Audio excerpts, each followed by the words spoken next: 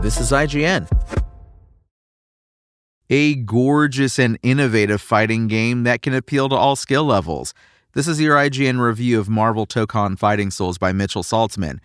It's a very rare feat when a fighting game manages to tick virtually every box across the board. Excellent fighting mechanics, fantastic teaching tools, great netcode, and both hardcore extras like Replay Takeover, alongside more casual treats like a worthwhile story and ancillary modes. Marvel Tokon Fighting Souls is about as close as a game has gotten to checking all of those boxes since Street Fighter VI. This is a gorgeous and innovative fighting game that can appeal to players of all skill levels, with characters that are easy and satisfying to just mash some buttons with, but equally fun to dive deep into and tinker within the lab. The albatross that used to hang around its neck was the poor performance of the PC version at launch, but thanks to a recent patch that seems to have fixed most of those issues, Tokon is now a recommendation I can make wholeheartedly without any caveats. Let's start with the fundamentals. Tokon is a 4v4 tag fighter with a bunch of unique rules that attempt to control the inherent chaos of having 8 swappable characters in a single match. For example, all characters on a team share the same life bar, removing one of the core elements of traditional tag fighting games, which typically let you swap in a fresh fighter so the damaged one can restore health while they sit on the sidelines. It's a smart adjustment that allows for a much cleaner UI, avoids the pitfall of 4v4 matches that would otherwise run too long, and removes one of the big barriers of entry to any traditional tag fighter: the need to learn multiple characters in order to have a competitive team. The characters themselves are Tokon's greatest strength. We're no stranger to seeing a lot of these faces in fighting games before, but Arc System Works has gone above and beyond in terms of making them feel authentic to their comic book counterparts, while also ensuring they're a blast to play in their own particular way. Spidey is able to zip all across the stage, baiting anti-airs by hanging and then jumping off his webs.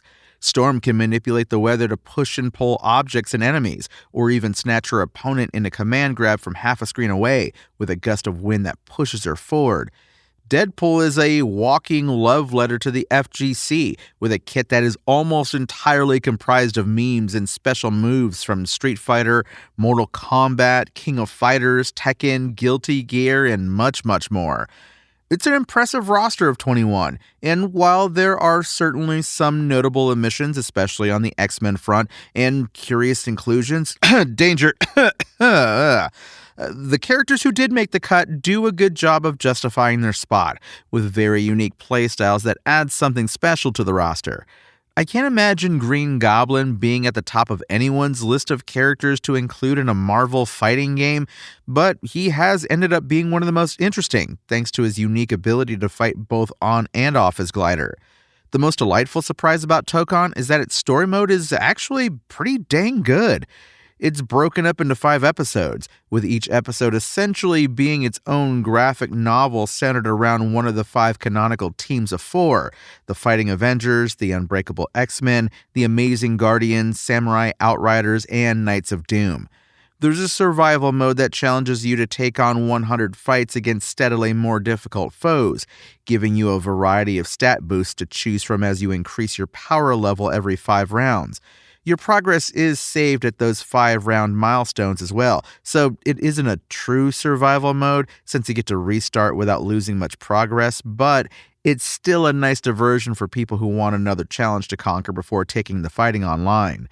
And then there's Arcadia Rumble, which is entirely its own beast. It's almost structured like a fighting game version of the City Trial mode from Kirby Air Riders, in that it's split up into 2 phases that alternate for a total of 5 rounds, with the first phase being all about powering up your characters, and the second phase being about taking your powered-up characters and competing against other juiced-up fighters. Up to 8 players and their customizable avatars roam around Tokon's gigantic lobby with the goal of collecting stars. Stars can be obtained by beating up other players and knocking them out, participating in limited time events that pop up around the map, or defeating other players in the second phase, which are the traditional 4v4 battles.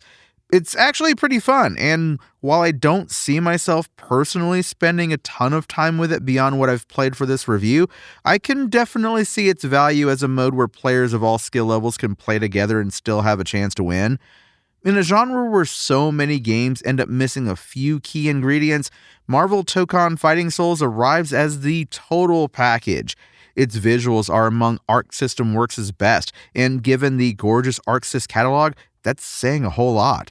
It breaks down one of a tag fighter's most imposing barriers for new players by making it possible to be competitive with just one character. Its training tools are among the best I've seen, and even its story mode is great. The list just keeps going. The action can occasionally become hard to follow with all of the chaos happening on screen, but considering everything that Tokon nails, it's hard to label the entire package as anything short of amazing. Marvel Tokon Fighting Souls' IGN score? 9 out of 10. Thanks for listening to IGN. My name is Tony Jackson, and for the latest Marvel Tokon Fighting Souls updates, visit us at IGN.com. Spoken Layer.